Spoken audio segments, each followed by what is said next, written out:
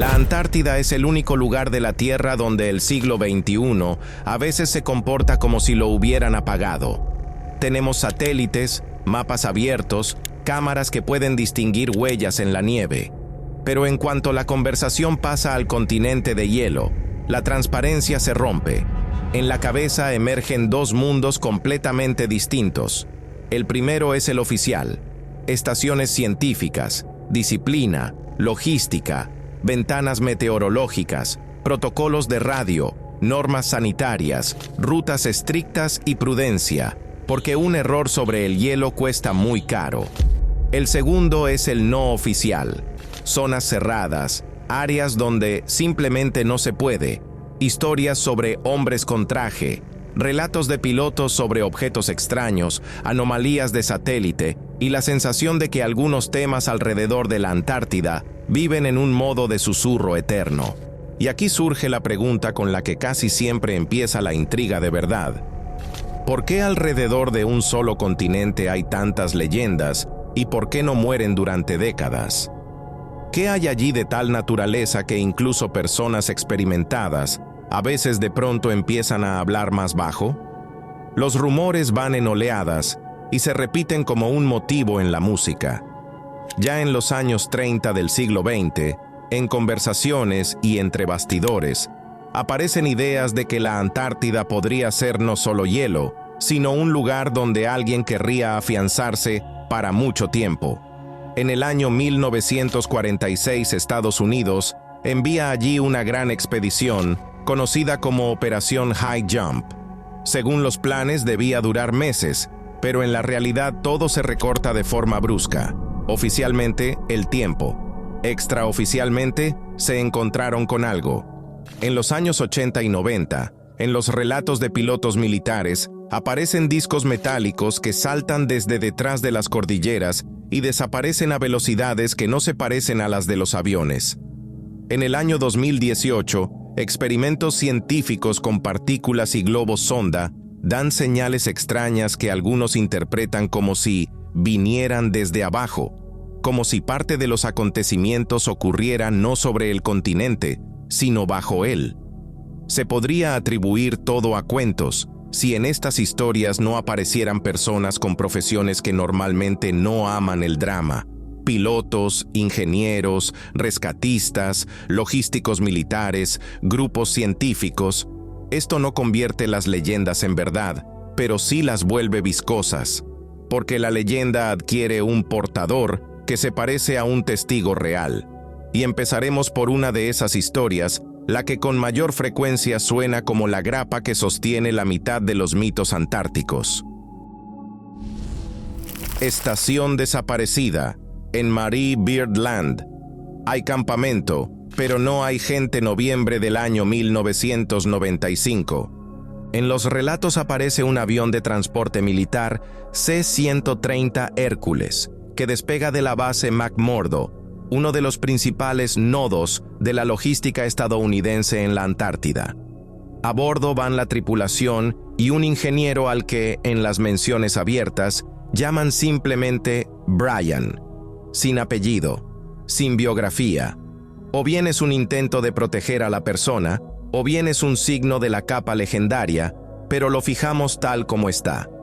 La tarea parece rutinaria: comprobar un campamento científico en la zona de la Tierra de Marie Byrd, la Antártida Occidental, un lugar tan remoto que incluso una emergencia ordinaria allí se convierte en una operación larga y costosa. Hacía unos cuantos días que habían desembarcado allí a 15 científicos. El protocolo es simple y cruel: comunicación cada día. La radio no es una comodidad, es el oxígeno de la historia. Porque en la Antártida hay lugares donde 2 días sin comunicación ya no son "no contestaron", sino "algo pasó". Y ya llevan 2 días de silencio. El avión entra en la zona. El tiempo, para los estándares locales, es casi ideal. Visibilidad aceptable. El viento no desgarra el aparato. La turbulencia es moderada. La tripulación hace círculos, descendiendo cada vez más. Y el campamento aparece. Y no como algo parecido a un campamento, sino como un campamento colocado como para una fotografía. Las casetas están alineadas como con una regla. Los depósitos de combustible están en su sitio. Las motos de nieve están cuidadosamente alineadas. El equipo está dispuesto con esa misma meticulosa pedantería del norte que adoran los grupos de campo. Y aquí aparece un detalle que vuelve la escena helada. En el campamento no hay ni una sola persona, ni movimiento, ni señales, ni una columna de humo, nada. El C-130 aterriza cerca. Empieza la inspección según el manual. No hay rastros de lucha, no hay armas, no hay cadáveres, ni siquiera hay cadenas normales de huellas que se alejen del campamento. Las provisiones alcanzan para semanas y más. Todo parece como si la gente hubiera salido un minuto, y el mundo los hubiera borrado con una goma. La radio funciona. Este es un punto importante, porque si la comunicación está operativa, entonces no podían haberse ido todos juntos a reparar la antena. Y lo más importante, no tienen a dónde irse. Sin transporte y sin preparación, en esas condiciones, una persona se convierte rápidamente en estadística. No en desaparecida, sino en imposible. La tripulación informa a la base: el campamento está intacto, no hay gente. La respuesta desde McMurdo, según los relatos, suena como una burla a la realidad misma. Hacer otro círculo de búsqueda más y regresar. Ellos dan el círculo. Ningún rastro del grupo, ni en la nieve, ni desde el aire. En este punto, cualquier historia racional podría haber terminado en tragedia. La Antártida es un lugar donde las tragedias suceden, pero lo que viene después lo empeora todo. Volvieron y no podían hablar pasada una semana, en distintas versiones, después de unos cuantos días, una semana. Esa misma tripulación recibe la orden de volver urgentemente a la misma zona. La razón suena absurda. Los científicos han vuelto a entrar en contacto. Voces al borde del pánico. Exigen evacuación inmediata. El avión vuelve a aterrizar junto al campamento ya conocido, y la escena ahora es distinta. Las cosas no están como deben estar, sino tiradas con prisa. Cajas, instrumentos, muestras, todo lanzado sobre palés sin la acostumbrada pulcritud, como si las personas no se estuvieran preparando para una expedición, sino para salir de un incendio. Los científicos ya están junto al fuselaje. Suben al interior en silencio, sin mirar alrededor, y caen en los asientos como personas que ya no se sostienen. La tripulación hace preguntas. ¿Qué pasó? ¿Dónde estuvieron? ¿Necesitan ayuda médica? En respuesta, miradas vacías. Ninguna explicación. Ningún "nos perdimos". La gente parece haber regresado no de mediciones, sino de una zona donde el cerebro vio algo para lo que no tiene palabras. 2 horas de vuelo, y en esas 2 horas, según Brian, ninguno de los 15 hombres pronuncia ni una sola palabra, ni en susurro, ni al oído, ni un por favor, nada. Al aterrizar, les dicen que los van a trasladar a otro aparato, pero ellos no se mueven. A algunos hay que literalmente desabrocharlos, levantarlos por los hombros y sacarlos del avión. Caminan despacio, como si les hubieran apagado el motor interior. La mirada es vidriosa, el paso mecánico. Después de eso, según afirma Brian, nunca volvió a verlos. Y aquí la historia deja de ser simplemente de miedo y se vuelve sospechosa. Cuarentena para el equipo, cuando llega a ser peligrosa hasta una cámara. Normalmente, después de una evacuación, el campamento se desmonta, el equipo se devuelve, se clasifica, se documenta. Aquí, no. Según los relatos, todos los contenedores se apilan en una sala aparte, colocan guardia y declaran cuarentena. Una palabra desagradable. ¿Cuarentena de qué? ¿De microbios? ¿De química? ¿De radiactividad? ¿O de información? Más tarde, según Brian, esas cajas se llevaron a algún sitio. En las leyendas aparece un objeto bien conocido en Estados Unidos, al que supuestamente siempre llegan los hallazgos sensibles. Suena a cine, Pero son precisamente esos detalles los que sostienen la leyenda. No trata de ovnis, trata del comportamiento del sistema.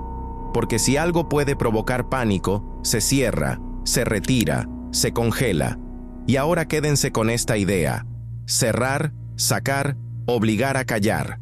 Porque el siguiente marcador de las historias antárticas da más miedo que los discos y las pirámides. Los hombres con traje, el marcador que asusta más que un ovni. En los relatos antárticos aparece constantemente la misma escena. Una persona vuelve a la base y piensa que le espera un análisis habitual de la situación. Y en vez de eso, una oficina, la puerta cerrada y varios hombres de civil, sin insignias, sin nombres, sin la jerarquía militar habitual, solo una entonación que no admite preguntas. La frase que pronuncian suena casi siempre igual: eso no lo han visto. Ustedes no estuvieron allí, y de esto no van a hablar. ¿Por qué funciona mejor que cualquier platillo volante? Porque no trata del cosmos, trata del poder, del control, de cómo a veces la realidad se apaga con una sola frase. Y luego viene un episodio en el que esta escena no es una metáfora, sino una orden directa. El agujero prohibido en el hielo y los invitados, que no aman la publicidad cuando en la historia aparecen zonas donde simplemente no se puede. Mucho antes de la historia con los científicos, Brian, según cuenta, realizaba vuelos habituales entre bases. Los llamaba rutas lecheras, logística aburrida, coordenadas aburridas. Un día llega una orden urgente: evacuar a un especialista herido desde una estación remota. La ruta pasa cerca de un punto señalado como Air Sampling Station, estación de toma de muestras de aire. Alrededor, un círculo grueso y la marca No Fly Zone. La elección es simple: rodear y perder tiempo, o acortar camino. El comandante decide ir en línea recta. A bordo va una persona, y cada minuto no es una formalidad, es vida. Cuando el avión entra en la zona, Brian mira por la ventanilla y ve aquello por lo que, según la lógica de la leyenda, el prohibido se creó. En el glaciar se abre un enorme embudo negro. En los relatos se menciona un diámetro de unos 100 metros. No parece una grieta, no parece un cráter, más bien una entrada organizada. En los bordes parecen verse huellas de máquinas pesadas. El relieve alrededor está alterado. Por la pendiente hacia abajo bajan cadenas de huellas, como si personas y vehículos descendieran y subieran por allí de manera regular. El avión pasa sobre el objeto una vez, otra vez, y sigue adelante.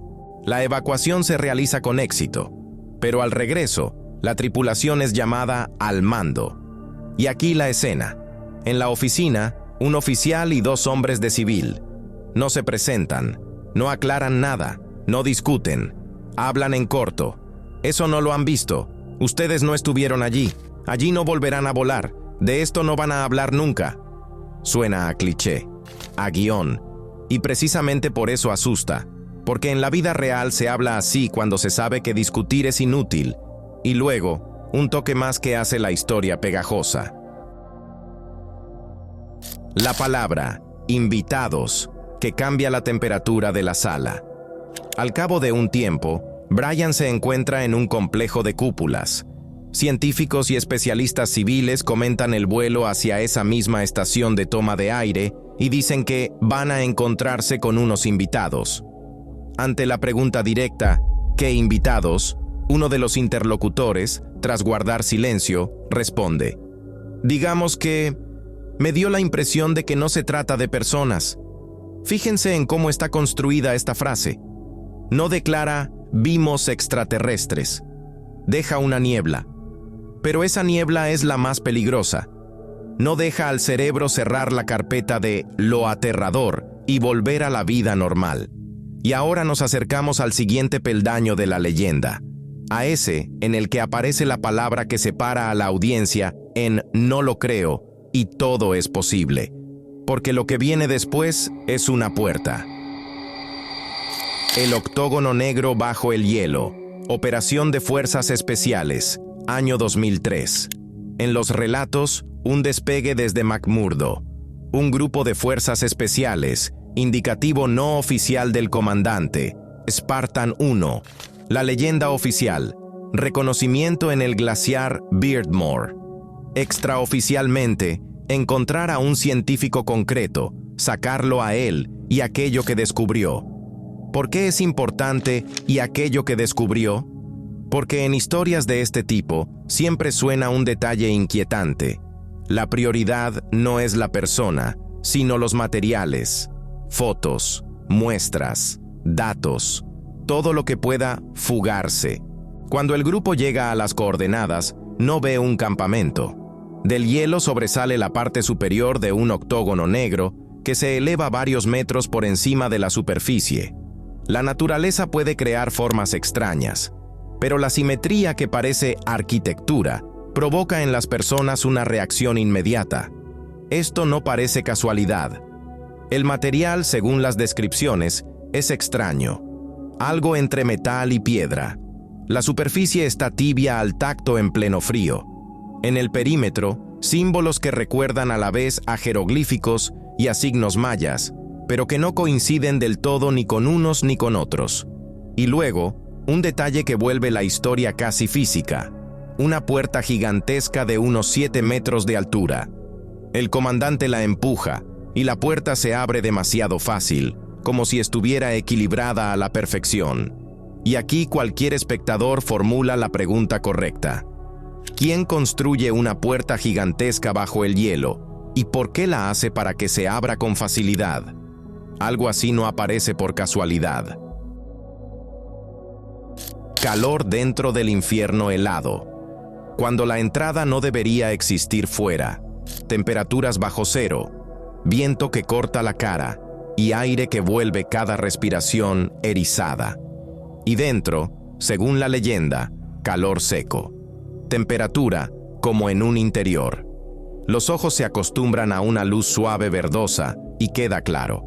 No es una sala pequeña, es una enorme sala pasillo. Las paredes parecen brillar desde dentro, pero no se ven lámparas. El espacio está cubierto por filas uniformes de signos que se pierden en la profundidad. El tamaño se compara unas veces con varios campos de fútbol, otras con superficies difíciles de contener en la mente. Al fondo está ese mismo científico. Está de pie junto a una rampa que desciende todavía más y hace mediciones. A la pregunta sobre la escala del complejo, señala hacia abajo. Esto es solo la parte superior. Y aquí la leyenda da el siguiente paso. Si la parte superior es solo una antesala, entonces abajo hay niveles. Y si hay niveles, hay un sentido de ingeniería, un sistema, un propósito. Y luego suena la frase más pesada de toda la historia.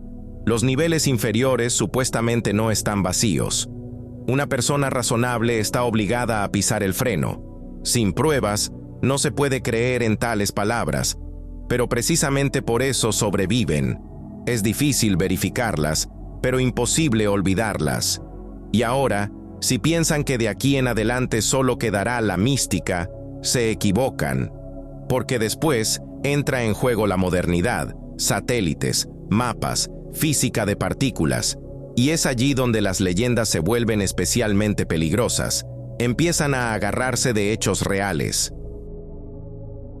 Satélites que ven demasiado, escaleras, hangares y fotos que de repente son peores. La Antártida es difícil de explorar a pie, pero tenemos ojos en órbita. A veces muestran cosas que no encajan en una explicación tranquila. Grandes aberturas en las laderas que recuerdan a la entrada de una cueva, un túnel o un hangar. Huellas de rodadura al lado, como de maquinaria pesada. Decoloración de la nieve alrededor, como si allí hubiera funcionado durante mucho tiempo algo cálido o activo. Y luego llega el argumento favorito de las teorías. Al cabo de un tiempo, el sector en los servicios de mapas populares resulta cubierto por una imagen de peor calidad. Los escépticos responden con honestidad. Satélites distintos, ángulos distintos, meteorología distinta, compresión, algoritmos, sombras. Todo eso es posible. Pero el misterio tiene una propiedad. Si la persona ya duda, cualquier rareza se convierte en prueba. En otras imágenes, la gente encuentra una cara en el hielo o un objeto alargado parecido a un fuselaje que parece haber resbalado por la ladera. Los escépticos dicen pareidolia, y tienen razón. Al cerebro le encanta reconocer caras en el caos. Es un mecanismo antiguo. Pero incluso si la mitad de las anomalías son ilusiones, queda la pregunta: ¿por qué existen al mismo tiempo zonas prohibidas, relatos de militares, historias de cuarentena y coincidencias extrañas? Y aquí pasamos a un bloque donde no aparecen fotos, sino física. Señales extrañas y rayos desde abajo. En el año 2018, sobre el continente funcionaban experimentos que seguían partículas de alta energía, rayos cósmicos. La esencia es simple. Parte de las partículas llega desde el espacio, golpea la atmósfera y los instrumentos registran las trazas. Y en el relato popular aparece un detalle que suena absurdo. Algunas señales parecen como si no vinieran desde arriba, sino desde dentro, atravesando una enorme capa de la Tierra. Los científicos proponen explicaciones complejas y efectos raros, y eso es normal. La ciencia siempre intenta primero explicar lo inusual dentro de lo que ya se conoce. Pero los amantes de los enigmas dicen enseguida: si la señal viene desde abajo, entonces allí hay una fuente. Y en ese punto la historia vuelve a girar, de la Antártida al espacio, porque hay otro hilo cósmico que se adora entrelazar en este entramado. Mapas, pirámides, tratado y calentamiento. ¿Por qué la Antártida es ideal para las leyendas y para la verdad? En el año 2017, los astrónomos registran el primer objeto conocido procedente del espacio interestelar que atraviesa nuestro sistema solar. Le dan un nombre que se traduce aproximadamente como mensajero que llega primero. Es extraño por varios parámetros: forma alargada, rotación inusual y otro punto que generó discusiones. Al salir del sistema mostraba una aceleración que algunos interpretaron como no del todo normal. La mayoría de los científicos busca explicaciones naturales, y eso es lógico. Pero en la imaginación pública nace otra idea. ¿Y si es una sonda? ¿Y si hay más sondas? ¿Y si eligen lugares donde se puede esconder algo durante mucho tiempo? Y aquí la lógica conspirativa vuelve a la Antártida como a una caja fuerte ideal, lejos de los principales centros de la civilización. Condiciones extremas como protección natural, tratados internacionales como candado político, enormes masas de hielo como candado físico. Es difícil imaginar un lugar más cómodo para una base oculta o un objeto oculto, pero para que la leyenda se vuelva realmente estable, necesita artefactos, y ahí entran en juego los mapas. Mapas que no deberían existir: Piri Reis y Orontius Finaeus.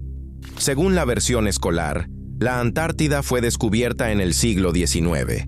Pero hay un matiz desagradable. En los debates suelen aparecer mapas del siglo XVI, que se interpretan como si mostraran contornos de tierras australes. Se mencionan más a menudo el mapa de Piri Reis, año 1513, alrededor del cual se discute qué es exactamente lo que muestra, hasta qué punto la coincidencia es exacta y qué fuentes se utilizaron. El mapa de Orontius Finaeus, año 1531, al que se aprecia porque supuestamente presenta el continente austral de manera más íntegra, incluyendo detalles internos. Los escépticos responden con claridad: muchas coincidencias son subjetivas, los contornos se pueden ajustar y los antiguos cartógrafos a veces dibujaban tierras hipotéticas, y eso es justo. Pero los partidarios del misterio plantean otra pregunta: ¿por qué estos argumentos no mueren?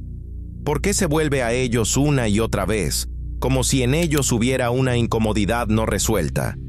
Y aquí aparece una hipótesis que suena fantástica, pero que enlaza de forma elegante muchas cosas: la idea del desplazamiento. Desplazamiento de la corteza terrestre. La Antártida no siempre estuvo en el polo. El historiador Charles Hapgood propuso una idea radical. No solo la tectónica de placas, lenta, sino un posible desplazamiento de la corteza terrestre como coraza respecto al eje. Desde el punto de vista de la física es discutible, pero como argumento narrativo es una llave, porque explica varias cosas a la vez. ¿Por qué la Antártida podría haber sido más cálida en otro tiempo? ¿Cómo teóricamente pudieron aparecer mapas sin hielo? ¿Por qué rastros de actividad antigua habrían podido quedar conservados bajo kilómetros de hielo? Luego se suele recordar el periodo de cambios climáticos bruscos al final de la era glacial, el joven Dryas, y la idea de una catástrofe gigantesca hace unos 12.000 años. Y en ese punto, la leyenda empieza a aparecer un rompecabezas. Mapas, desplazamiento, catástrofe, hielo, ciudades, prohibiciones, observaciones. ¿Demasiado pulido? Puede ser, pero la pulcritud no es prueba de mentira. A veces el mundo realmente se encaja de manera extraña, solo que rara vez lo admitimos. Pirámides bajo el hielo y estructuras inexplicables, roca o geometría. Si miramos algunas fotos y afloramientos rocosos de la Antártida, a veces se pueden ver picos que parecen piramidales. Las explicaciones oficiales son tranquilas: formaciones montañosas, erosión, juego de la luz y la perspectiva. Pero la versión alternativa se agarra a otra cosa, cuando la forma parece demasiado regular, como si las aristas se hubieran trazado con una regla. Sobre todo si surge la impresión de una orientación según los puntos cardinales. Eso no es prueba, es una chispa que pone en marcha las discusiones. ¿Y si allí hay algo construido? Porque si al menos uno de esos objetos resultara ser artificial, la historia de las civilizaciones se volvería otra. Pirámides y energía. De los mitos a Tesla. Luego suele sonar un argumento popular. Las pirámides no son tumbas, sino dispositivos, generadores, resonadores, tecnologías que no entendemos. Aquí se recuerda a menudo a Tesla y sus ideas de transmisión inalámbrica de energía, y la gente empieza a unir puntos. Si los antiguos conocían el principio, Tesla intentó repetirlo. Es una hipótesis sobre otra hipótesis, pero el enganche funciona así. Al espectador le gusta la sensación de una lógica oculta del mundo, incluso cuando hay pocas pruebas. Y ahora atención. En la primera parte, escuchamos sobre una desaparición estéril y el silencio de los científicos. En la segunda, sobre una entrada prohibida y visitantes. En la tercera, sobre mapas y pirámides. Todo esto podría seguir siendo un mito bonito, si la Antártida no tuviera todavía otra capa, muy real y muy terrenal. Lagos bajo el hielo, volcanes y zonas cálidas. No es mística, es física. La Antártida no es solo una placa de hielo. Bajo el hielo hay actividad volcánica, incluyendo zonas volcánicas bien conocidas, lagos subglaciales, oficialmente confirmados y supuestos, fuentes geotérmicas que crean bolsillos de calor. Esto ya no es leyenda, es la realidad de la geología. Y luego entra en juego la imaginación. Si en zonas tan aisladas pueden vivir microorganismos durante millones de años, ¿por qué la gente no va a admitir la idea de ecosistemas cerrados y formas de vida más complejas? Aquí es importante ser honestos. La ciencia oficial no habla de ciudades, pero sí reconoce: bajo el hielo hay agua, calor, cavidades, y muchas cosas aún son desconocidas. Y aquí aparece la versión más inquietante, aquella a la que le tienen miedo incluso los aficionados a los enigmas. ¿Y si la civilización nunca se fue? Cuando hablamos de una civilización antigua bajo el hielo, solemos imaginar ruinas, ciudades petrificadas, artefactos muertos, como Pompeya, solo que a escala de continente. Pero hay un pensamiento peor. ¿Y si alguien sobrevivió? Si bajo el hielo existen zonas estables con agua y calor, Teóricamente allí puede existir un entorno cerrado. Sí, suena atrevido. Pero precisamente esos supuestos se convierten en combustible de las leyendas. Si un lugar es físicamente apto, también es apto para actividad oculta. Y aquí las historias de Brian empiezan a sonar de otra manera. No como cuento de miedo, sino como puzzle. Desapariciones, zonas prohibidas, silencio, cuarentena. Pero todavía hay otra capa terrenal, la política. Y esa sí es real. El Tratado Antártico, un continente bajo candado. En el año 1959, los estados firman el Tratado Antártico, que convierte al continente en un territorio especial. Prioridad para la ciencia, restricciones, control, normas.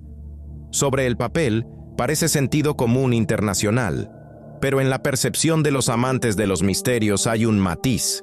A pesar de décadas de conflictos y crisis, ese régimen sigue funcionando, y el acceso a algunas zonas es extremadamente limitado. La razón oficial del control estricto es la seguridad y la protección de un ecosistema frágil. Suena noble, pero precisamente el contraste entre la formulación noble y las limitaciones de hierro genera la sospecha.